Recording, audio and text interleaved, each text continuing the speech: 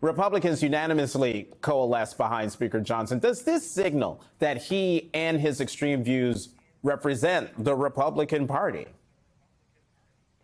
Well, thank you so much, Jonathan, for having me on such a busy news night. It really does symbolize a complete takeover, or I should say the completion of the takeover of the Republican Party by the MAGA wing. I am still just stunned. And frankly, we had to Google Mike Johnson. A bunch of members of Congress were on Google looking up who the guy is. And the more we learn about him, just the more we realize that this is someone who doesn't support LGBTQ equality, supports a federal ban on abortion, and actually worked to overturn the 2020 election. So it's a complete takeover at this point.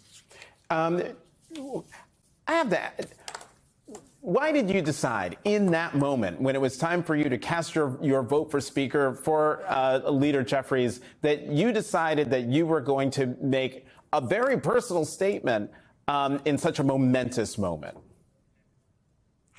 Well, Jonathan, as you know, because it's your alma mater, I come from a swing district. It's one of the toughest seats among all Democrats in the country. I have to defend my seat every single cycle. But as I sat there and in real time, we learned that the potential speaker was so anti-LGBTQ. I just felt compelled to speak out in a way that some people have called pretty Minnesota. I wanted to wish my wife a happy wedding anniversary. It was our wedding anniversary.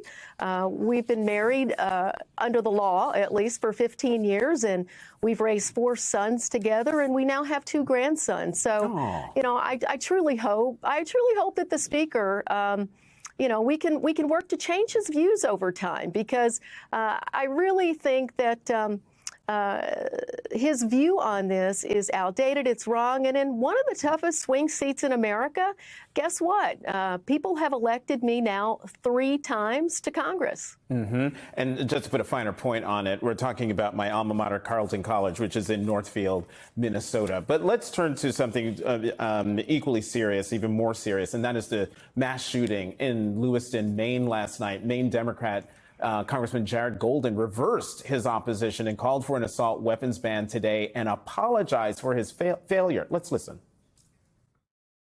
To the people of Lewiston, my constituents throughout the 2nd District, to the families who lost loved ones, and to those who have been harmed, I ask for forgiveness and support as I seek to put an end to these terrible shootings. I mean, Congresswoman Craig, you just said a moment ago, a bunch of you and your colleagues had to Google Mike Johnson to see who he is. But do you think, given the information you've been able to find, can you find common ground on an assault weapons ban? Well, it's time that we stop tinkering around the edges of gun safety legislation in this country. And I'm so proud of my colleague, Jared Golden from Maine, and his words this evening. It's time to act. It's the guns. We don't need to say anything else. Weapons of war should not be on American streets. And again, I come from a district where we heavily value freedom, and I know Jared does as well. And my constituents value the freedom to go to a bowling alley or to a movie theater or to a place of worship or a grocery store. And until we understand that acting on gun safety is really about giving the American people the freedom to live in our communities safe, then we're not doing our job.